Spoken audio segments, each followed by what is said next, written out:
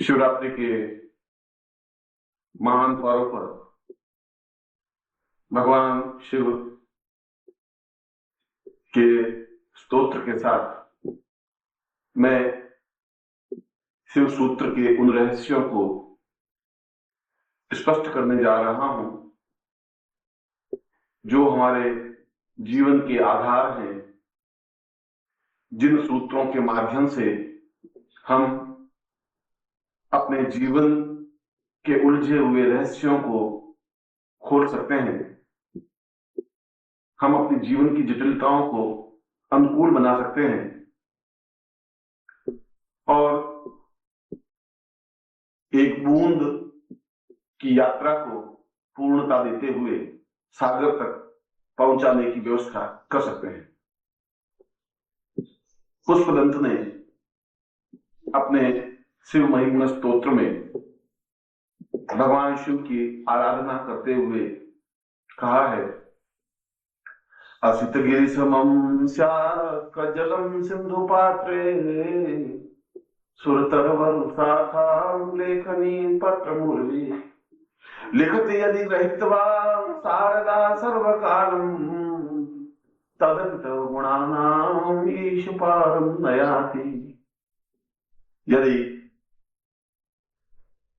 समस्त समुद्रों को मिलाकर के उसकी स्याही बनाई जाए, यदि समस्त वृक्षों को काटकर उसकी लेखनी बनाई जाए और यदि स्वयं विधाता भगवान शिव के गुणों का वर्णन इस पृथ्वी को कागज पर बनाकर लिखने की कोशिश करे, तब भी भगवान शिव के गुणों का और उनके रहस्यों का स्पष्टता के साथ अंकन नहीं हो सकता।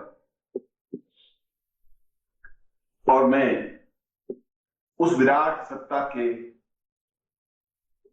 भगवान शिव के उस मंत्र की व्याख्या कर रहा हूं जिस मंत्र में पूरे जीवन का सार दिया हुआ है।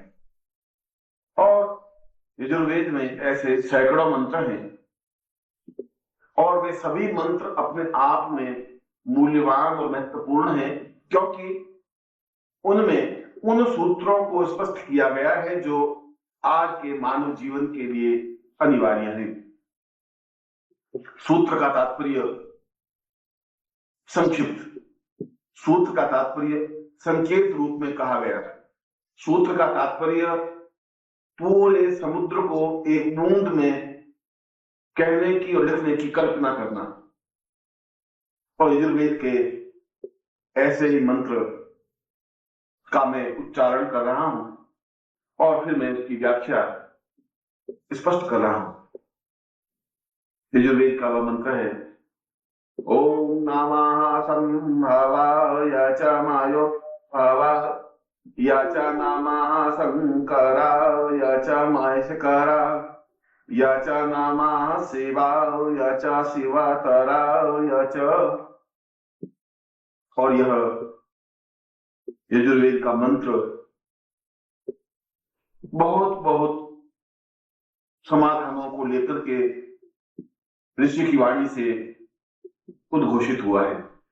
इस छोटे से मंत्र में एक विराट चिंतन छिपा हुआ है। आवश्यकता है उस मंत्र की उस दिव्यता को और उसके गर्भ में छिपे हुए उस अर्थ को समझने की। और ऋषि कह रहा है कि नमः संभवाय च मयो, मैं संभव बनने की प्रक्रिया की ओर अग्रसर होना चाहता हूं, क्योंकि मैं संभव नहीं हूं, क्योंकि मैं सही रूप में शिव की पात्रता प्राप्त नहीं कर पाया हूं, क्योंकि जीवन के दो सत्य हैं।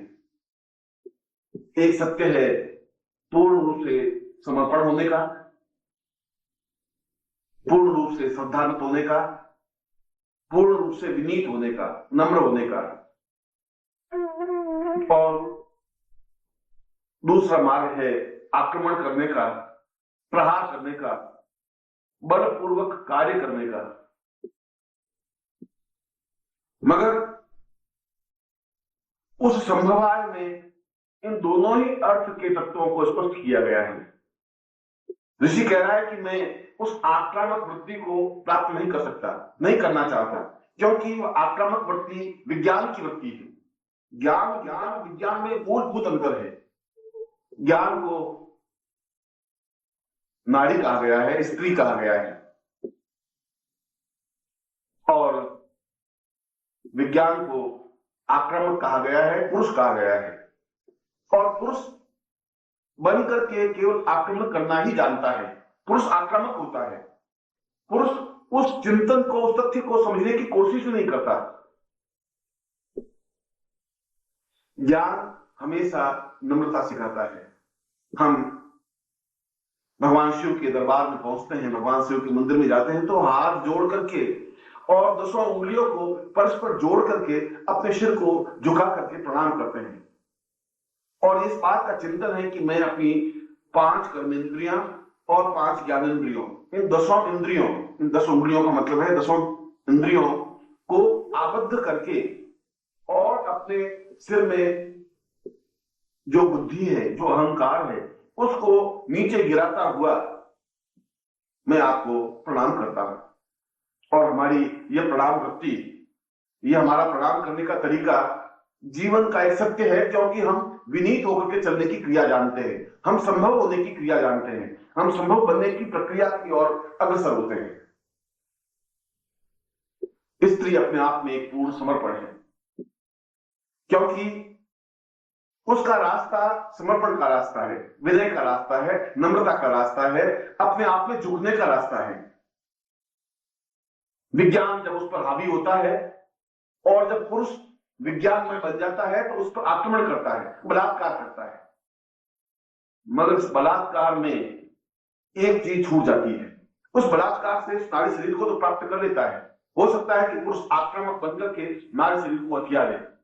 एकांत में कोई नारी खड़ी है और पुरुष बलपूर्वक उसको दबोच ले, मगर इस दबोचने में नारी शरीर उससे प्राप्त हो सकता है। मगर क्या उस नारी शरीर के अंदर आत्मा है, वहां तक वह पहुंच सकता है? क्या वह आत्मा को अपने अधिकार में दे सकता है? शायद ऐसा नहीं कर सकता। ठीक इसी प्रकार से विज्ञान के माध्यम से भगवान शिव को नहीं समझा जा सकता। विज्ञान तो आक्रमण का रास्ता है, विज्ञान के माध्यम से संभव नहीं बना जा सकता। जहां विज्ञान है, उस विज्ञान से हम शिव के मंत्र के अर्थ को तो समझ सकते हैं, इस नमः संभवाय के अर्थ को समझ सकते हैं, मगर इस सूत्र तक नहीं पहुंच सकते। इस सूत्र तक पहुंचने के लिए उस आत्मा को स्पर्श करना पड़ेगा, और उस आत्मा को स्पर्श करने के लिए आक्रामक वृत्ति नहीं चाहिए। आक्रामक वृत्ति केवल शरीर को दे सकती है। हम नारी शरीर पर आक्रमण करके उसके शरीर को ले सकते हैं, मगर आक्रामक वृत्ति होने से उसके प्यार को नहीं प्राप्त कर सकते, उसके प्रेम को प्राप्त नहीं कर सकते, उसकी नम्रता को प्राप्त नहीं कर सकते, उसके हृदय को प्राप्त नहीं कर सकते। और जब तक उस नारी के हृदय को स्पर्श नहीं कर सकते, उसकी आत्मा को नहीं जीत सकते, तब तक जीवन में आनंद का रास्ता प्राप्त नहीं हो सकता।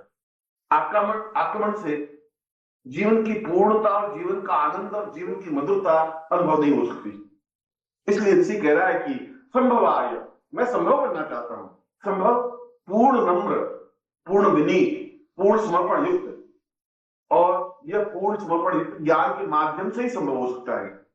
विज्ञान तो एक प्रकार से विश्लेषण करता है। एक गुलाब का पुष्प बहुत सुंदर विकसित है, झूम रहा है डाली पर, ज्ञान उसको देख कर एहसास करेगा कि यह कितनी मधुरता के साथ मुस्कुरा रहा है। उसको उस गुलाब के फूल में मुस्कुराहट दिखाई देगी, और यदि उसका हृदय विकसित है तो उस गुलाब के पुष्प में उसकी प्रेमिका का चित्र और बिंब अनुभव होने लगेगा। मगर यह हो सकता है जब वह संभव हो। मगर यदि वह आक्रामक है, यदि वह विज्ञान के रास्ते पर चलता है, तो उस गुलाब को तोड़ डालेगा, और तोड़ करके पत्तियों को, पंखुड़ियों को अलग अलग करके यह एहसास करवा देगा कि इसमें कार्बोहाइड्रेट इतना है, इसमें ऑक्सीजन इतना है, इसमें जल इतना है, और इसमें कौन कौन से तत्व कितने हैं। मगर कौन से तत्वों को ढूंढने में उस गुलाब उसके सौंदर्य को उसने नष्ट कर दिया, और यह सौंदर्य नष्ट हो जाना प्रकृति को नष्ट करना है। यह सौंदर्य नष्ट हो जाना ईश्वर की सत्ता को नष्ट करना है। यह सौंदर्य नष्ट कर देने का मतलब विश्व को समाप्त कर देने की क्रिया है।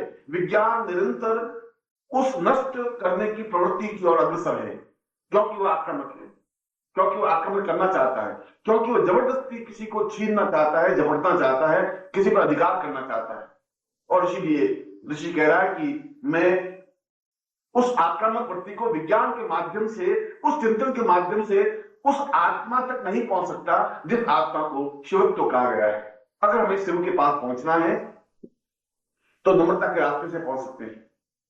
यदि हम उस आत्म तत्व को देखना है तो फिर हमें संभव बनना पड़ेगा। यदि हम उस परमात्मा में अपने आप को लीन करना है तो हमें समर्पण होने की क्रिया सीखनी पड़ेगी। और समर्पण होने के लिए अपनी 5 ज्ञानेंद्रियों और 5 ज्ञानेंद्रियों को एक साथ आबद्ध करना पड़ेगा, एक जगह इकट्ठा करना पड़ेगा, उसको प्रणिपात करना पड़ेगा, ज्ञान को कर्म पर हावी करना पड़ेगा। और इसीलिए जब हाथ जोड़ते हैं तो 5 ज्ञानेंद्रियां 5 कर्मेंद्रियों पर हावी होती हैं, दोनों परस्पर जुड़ जाती हैं। और जुड़ करके उसके साथ साथ हम अपने सिर को उस हाथ और बंधे हुए हाथ पर टिका देते हैं। और इस भाव का चिंतन है कि मैं अपनी बुद्धि को पूर्ण रूप से इस ज्ञानेंद्रियों के हवाले करता हूं। अब मेरे पास तर्क नहीं है, अब मेरे पास किसी प्रकार का मोह नहीं है, अब मेरे पास किसी प्रकार की आक्रामक वृत्ति नहीं है। मैं विनीत हूं, मैं नम्र हूं, मैं अपने आप में झुकने की क्रिया कर रहा हूं, मैं अपने आप में प्रणिपात होने की क्रिया कर रहा हूं। और जब ऐसी वृत्ति प्रारंभ होती है, जब ऐसी क्रिया प्रारंभ होती है, तब ज्ञान का उदय होता है। तब विज्ञान अपने आप में हमारे जीवन और चिंतन से परे हटता है, क्योंकि विज्ञान एक बुद्धि को भ्रमित करने की क्रिया है। वह कहता है कि गुलाब के पुष्प में क्या है, कुछ नहीं है, और उसकी पंखुड़ियों को तोड़ बता देता है कि इसमें तो इतना कार्बन डाइऑक्साइड है। हम उस गुलाब के पुष्प के सौंदर्य को देखना चाहते हैं, उस गुलाब के हृदय तक पहुंचना चाहते हैं, उस गुलाब की मुस्कुराहट को देखना चाहते हैं, अनुभव करना चाहते हैं, और झूमती हुई डाली पर जो गुलाब का पुष्प विकसित है उसके सौंदर्य का आकलन करना चाहते हैं, आस्वादन लेना चाहते हैं। और वह आस्वादन तभी हो सकता है जब वह डाली पर खिला हुआ हो, जब वह मुस्कुराते हुए झूम रहा हो। और ज्ञान उस गुलाब को डाली पर ही खिले रहने देना चाहता है। और इसीलिए वह ऋषि कह रहा है कि संभव, तुम्हें संभव बनना है। संभव बनने का मतलब है कि तुम्हें इस संसार की वृत्तियों को तोड़ना बड़ोड़ना नहीं है। संसार में जो कुछ है वह अपनी जगह बह रहा है, तुम उसके अनुरूप बनना है। तुम्हें अपने ज्ञान को, तुम्हारे अहंकार को समाप्त करना है और अपनी सारी चित्तवृत्तियों को, सारी कर्मेंद्रियों को, सारी ज्ञानेंद्रियों को एक साथ एकत्र करके उस संसार के प्रवाह में अपने आप को निमग्न करना है, बहने देना है। संभव का मतलब है मैं उसके अनुरूप बनने की क्रिया करना चाहता हूं। किसके अनुरूप? भगवान शिव के हृदय के अनुरूप बनने की क्रिया। क्योंकि भगवान शिव को समझना विज्ञान के माध्यम से संभव नहीं है। शिव को समझने के लिए शरीर के माध्यम से भी उस शिव को नहीं समझ सकते। उसको समझ सकते हैं अपने आप में पूर्ण प्रणिपात होते हुए, पूर्ण नमन होते हुए, पूर्ण चिंतन होते हुए। और इस प्रणिपात करने की क्रिया नमः संभवा यजमयो, मैं स्वयं ऐसा बनना चाहता हूं, क्योंकि मुझ में यह ज्ञान, यह चिंतन, यह विचार, यह धारणा पैदा हो। मैं एहसास कर सकूं कि मैं इस संसार के सारे घटनाक्रमों को, जो संसार प्रभावशील है, उसको मैं मोड़ना नहीं चाहता हूं। मैं उसका अनुरूप बनना चाहता हूं। मैं धारा के अनुरूप बहकर के समुद्र में विलीन होना चाहता हूं। क्योंकि भगवान शिव तो अपने आप में पूर्णता युक्त है, जिसको शास्त्रों में पूर्ण कहा गया है, जिसको ज्ञान में पूर्णत्व कहा गया है, जिसको परमात्मा कहा गया है, जिसको आत्मा में परमात्मा का विलीन होने की क्रिया कहा गया है, वह एकमात्र शिव है, वह देव है और देवताओं की देव महादेव है। सद्गुरुदेव डॉक्टर नारायण दत्त श्रीमाली जी के दुर्लभ वीडियोस, पुस्तक, पत्रिका एवं साधना की निःशुल्क दीक्षा प्राप्त करने के लिए नीचे लिखे हुए नंबर पर वीरल पटेल जी को व्हाट्सएप पे अपना नाम और अपने शहर का नाम लिखकर भेजें। धन्यवाद।